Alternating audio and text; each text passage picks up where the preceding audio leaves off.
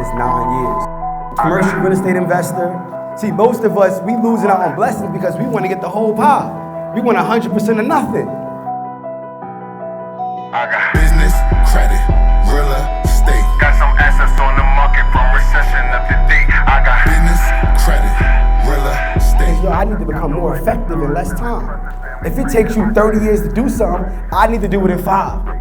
I'm not trying to wait time 30, 40 years in to retire, get a pension, then go get a second job and now work. No, I'm not doing it. Funding for the business with a lower interest rate. I go get your LLC. You gon' need an EIN. You get verified online. A few more steps, you be right in. Get your headset in the game. We gon' need you to buy in. Execution is the loophole with the strings that we tie in. Owner on that business, and then we also wrote up a document. It's called a letter of authorization. So he authorized me to sign on his behalf to be able to get his LLC and his bank account set up. It was notarized. So I took that to the bank along with my 10% on the business. They allowed me to open up the account, do everything I needed to do, and then when it was time to apply, they still used his credit because he was 90% owner. But I was able to, and this is important because his whole position is you got good credit and you want to passively invest. He works a 9-to-5 job. He don't have time to go to the bank. So I'm going to do all that, but I need you to be cooperative and give me everything I need. So if I need this letter of authorization notarized, do that, get me, I'll go to the bank. I'm going to do everything. I'm going to apply. I know the strategies.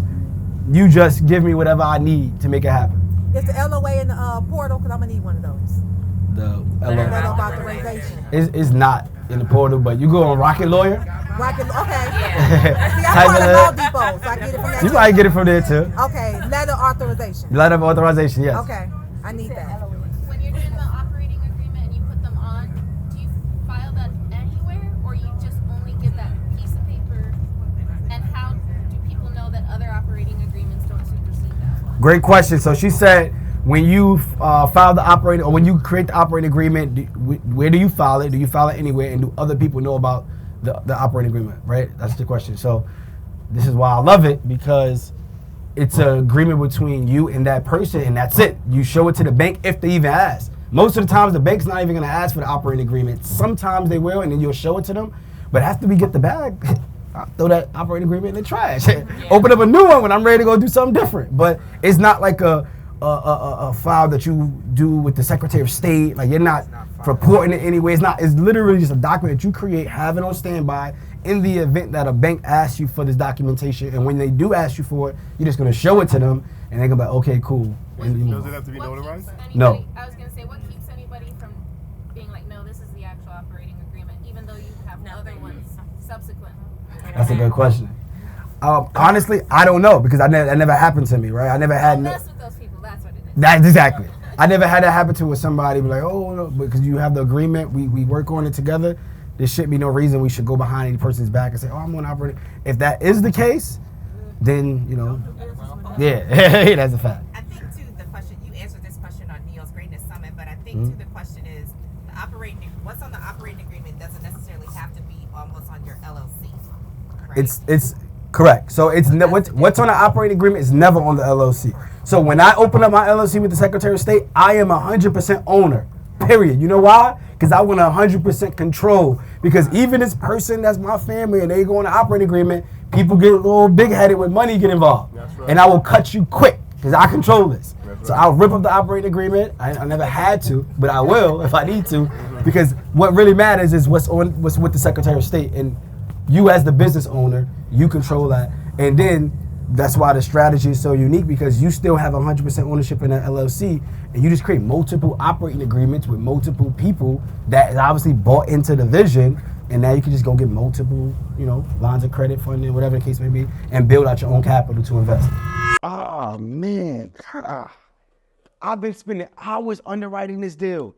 Are you spending hours underwriting your commercial real estate deals too?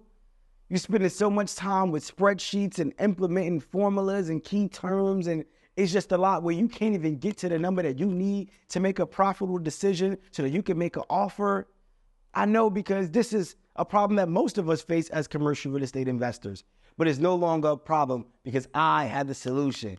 I built the #1 system that's going to help you save yourself significant time, energy, and money. The Mogul Deal Evaluator is here to help you underwrite and evaluate your deal in less than 60 seconds. Yes, in less than 60 seconds, you can gather the information, input it inside the tool, and now have the number that you need to make that offer, that magic number to get you to the closing table so that you can close deals that much faster. You can do so much with this tool. For those of you that's looking to syndicate deals, you can actually gather the information from your general partners and raise the capital, and it'll show you how much you should distribute to your partners so that the deal is profitable for everyone. It's so much that you can take advantage of it. I want to give you an opportunity to take advantage of this tool. So go to moguldealevaluator.com. Make sure you register and create your account. And I want to see you at the closing table. It's time for us to close deals that much faster and build wealth for our family that much faster. I'll see you at the closing table. In regards to the corporate transparency, to be completely transparent, I haven't even been on that road yet. This is all new. This is all new. So, yeah, so I have to literally go through that process before I can just tell you what to do. So I haven't even been down that road to actually have to filter through that, to be real with you. I don't want to tell you something I ain't doing. So your LLCs right now, are they series LLCs? Okay. Yes, so I have my trust, family trust, and then under the family trust is my holdings company. And under the holdings company is a bunch of series of LLCs that own different properties. And from that series LLCs, I have a management company that collects all of the money from the series LLCs. The management company is what pays me. I think that's what might be how to set up the series LLC. We could do that. So that means you're extending the FYF for us? Just stay tapped in, y'all. We got y'all. Just stay tapped in. Yeah, I mean, forever. We forever. We forever. We got. I saw a thing on Facebook. Yeah. $49 a month. It was cheap. It was the three guys and Neo. What? For $49 a month. $49 a month. What three guys? Our three guys? Three guys. Yeah. So yeah, that's school. That's basically an online course essentially. Like it's not like this. Not like a mentorship. Yeah, it's just you just pay $49 a month. You get access to the courses, and then you those people who join will be in the community to engage with each other. But it's not like live mentorship, no Zoom calls, none of the direct resources that you But the one you invest. you will be having that. Yes. It's bait. Yeah. I think you had a question. He said, "What is what?" Bait. I would say it's marketing. It's lead generation. It's lead generation. Oh, what's going on, Chris?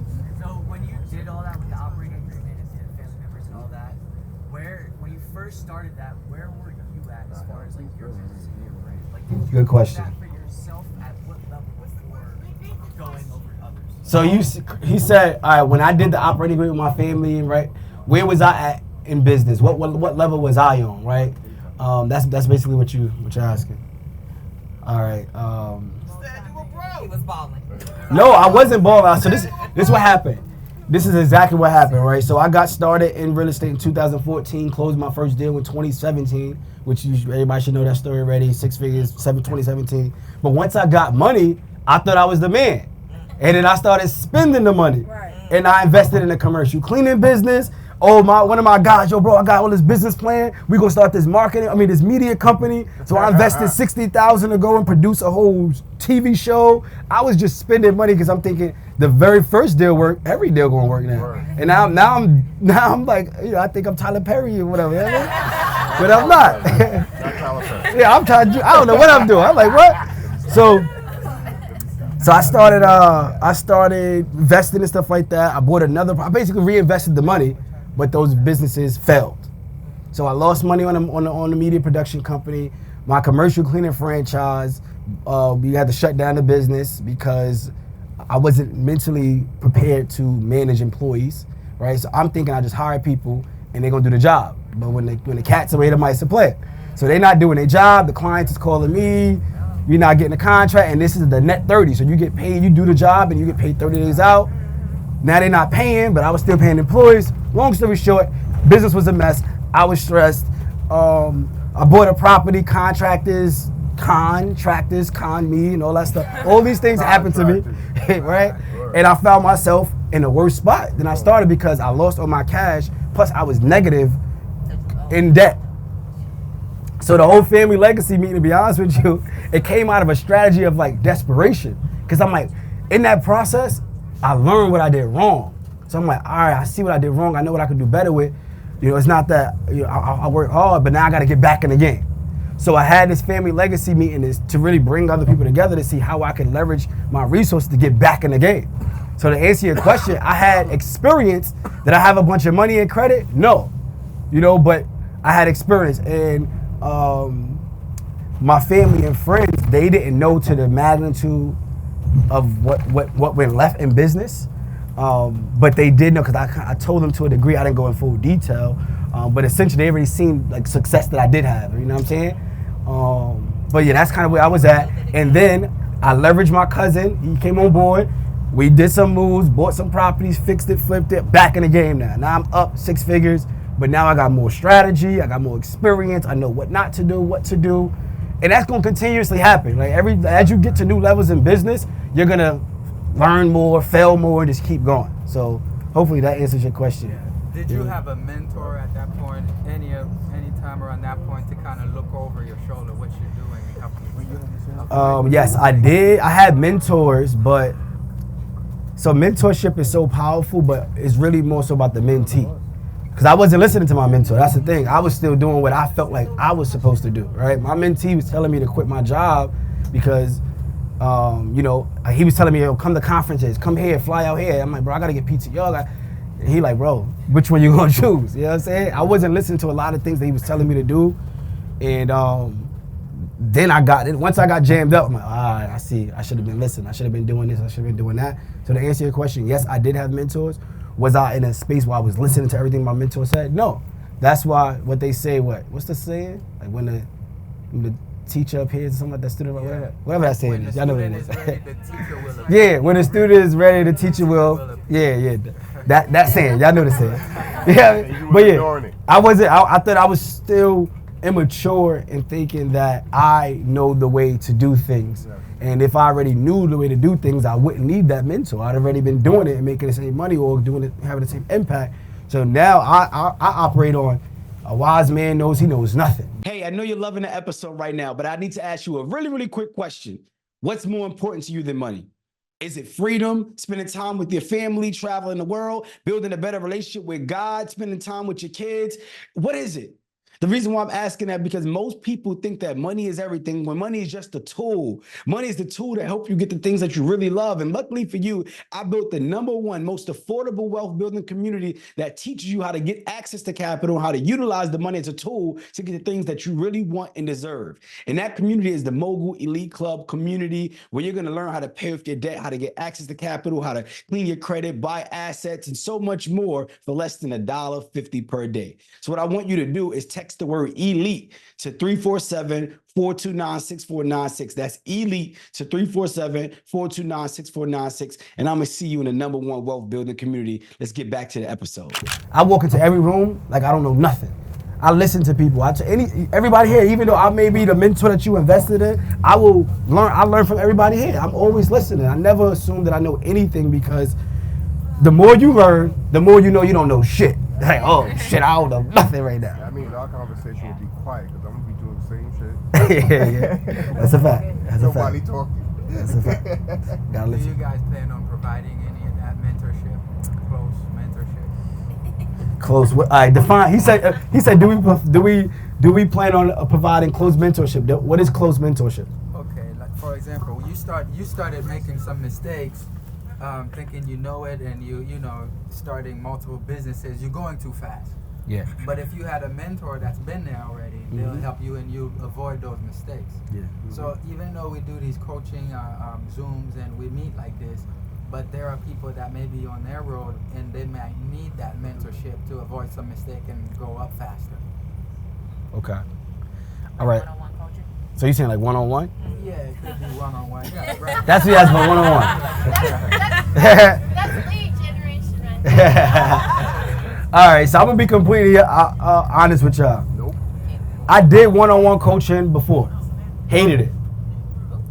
I did one-on-one coaching. This was like, 3 years ago. I was doing one-on-one coaching. Hated it, didn't like it, and I stopped doing one-on-one coaching because I'm spending a lot of time with one person directly, and if you don't do what I'm telling you to do, and we still back, I'm wasting my time. And then that's what I think about, how much does it cost me to spend time with you versus me just doing this stuff on my own. I can just do it on my own. I ain't got to teach you nothing, you know what I'm saying? So I kind of got a little bitter towards one-on-one coaching, to be completely honest. But then as I started to get in new mentorships, I learned that one-on-one coaching is the worst thing that you could actually want.